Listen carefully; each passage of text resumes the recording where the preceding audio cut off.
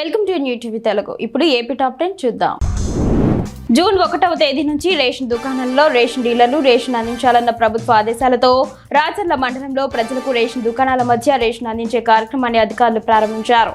స్థానిక తహసీల్దార్ వెంకటేశ్వర్లు రేషన్ దుకాణాన్ని ప్రారంభించి ప్రజలకు రేషన్ అందించారు. సకాలంలో ప్రజలకు రేషన్ అందించాలని, ప్రజలకు ఎవరికి ఇబ్బందులు తలెత్తకుండా చూడాలని రేషన్ డీలర్లకు ఆయన తెలిపారు.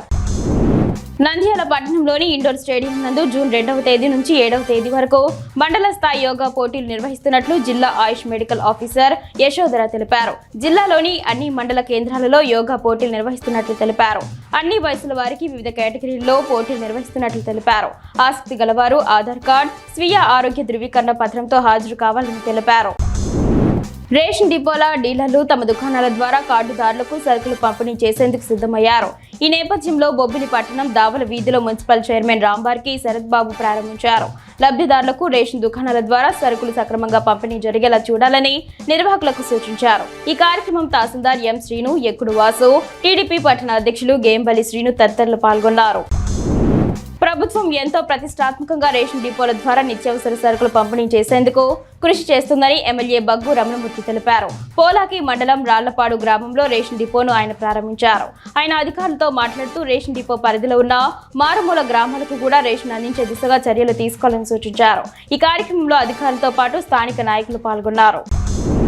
రేషన్ బియ్యం సరుకులు పంపిణీ కొరకు మైలవరంలో రేషన్ షాపులు ప్రారంభమయ్యాయి. ఈ కార్యక్రమంలో భాగంగా స్థానికంగా ఉన్న పలు షాపులను మైలవరం జనసేన ఇన్ఛార్జ్ అక్కల గాంధీ ప్రారంభించామన్నారు. పనులకు వెళ్లే వారికి డీలర్ల వద్ద రేషన్ తీసుకోవడం బాగుందన్నారు. ప్రభుత్వం ఇలాంటి నిర్ణయం తీసుకున్నందుకు ప్రజలు హర్షం వ్యక్తం చేశామన్నారు. కావలి పట్టణంలోని ఎంఎస్ఆర్ డిగ్రీ కళాశాలలో జాబ్ మేళా జరిగింది. ఈ జాబ్ మేళాకు సుమారుగా 761 మంది నిరుద్యోగులు వివిధ కంపెనీల యందు పాల్గొనడం జరిగింది. వీరిలో మంచి ప్రతిభ కనబరిచిన 289 మందిని ఉద్యోగాలకు ఎంపిక చేశారు. ఈ కార్యక్రమంలో పాల్గొన్న ఎమ్మెల్యే కృష్ణారెడ్డి మాట్లాడుతూ కావలి యువతకు ఉపాధి కల్పించేందుకు కృషి చేశామని తెలిపారు. యువతీ యువకులు అన్ని ఇంటర్వ్యూలకు హాజరు కావాలని తెలిపారు.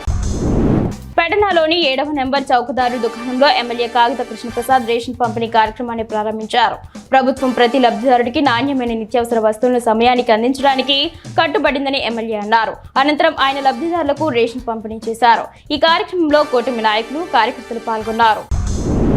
నెల్లూరు జిల్లా కావలి రూరల్ మండలం వెంకటేశ్వరపురం గ్రామంలో జరిగిన రాములవారి తిరునాళ్ల కార్యక్రమంలో కావలి ఎమ్మెల్యే దగ్గుమాటి వెంకటకృష్ణారెడ్డి పాల్గొని స్వామివారిని దర్శించుకున్నారు. కావలి నియోజకవర్గ ప్రజలు పాడి పంటలతో సుఖ సంతోషాలతో ఉండాలని కోరుకున్నారు. వెంకటేశ్వరపురం గ్రామంపై ఉన్న ప్రేమను ఈ సందర్భంగా వ్యక్తం చేశారు. మత్స్యకారులకు ఎల్లవెల్లులా అండగా ఉంటానని ఎమ్మెల్యే తెలిపారు. కోడూరు మండలం బుల్లిపాలెం సమీపాన కృష్ణానది కరకట్టపై ఉన్న అవుట్ పాల్స్ స్లూయిస్లకు గేట్లు పెట్టినా ఉప్పు నీరు ఎగువకు ఆగడం లేదని రైతులు ఆవేదన చెందుతున్నారు. అవుట్ పాల్స్ వద్ద బేస్మెంట్ మరమ్మత్తు పనులు చేయకుండా గేట్లు బిగించడం వల్ల గేట్లు కింద నుంచి ఉప్పు నీరు ఎగువకు భారీ స్థాయిలో వస్తుందని తెలుపుతున్నారు. వెంటనే ఇరిగేషన్ అధికారులు స్పందించి తగు మరమ్మత్తు పనులు చేపట్టాలని కోరుతున్నారు. గూడూరు మండలం శ్రీ ఎంకమ్మ పేరంటాల అమ్మవారి దేవస్థానం భూమిలో యథేచ్ఛగా అక్రమ మట్టి తవ్వకాలు చేపట్టారని లీజుదారుడు ఆవేదన వ్యక్తం చేశారు. గూడూరు మండలం తెలుగుదేశం పార్టీలో ఓ నాయకుడు అండతోనే ఇదంతా జరుగుతుందని స్థానికులు సైతం వాపోతున్నారు. ఈ విషయంపై రెవెన్యూ అధికారులు, దేవాదాయ శాఖ అధికారులు వెంటనే స్పందించి ఈ అక్రమ మట్టి తవ్వకానికి పాల్పడ్డ వ్యక్తులను కఠినంగా శిక్షించవలసిందిగా కోరుతున్నారు.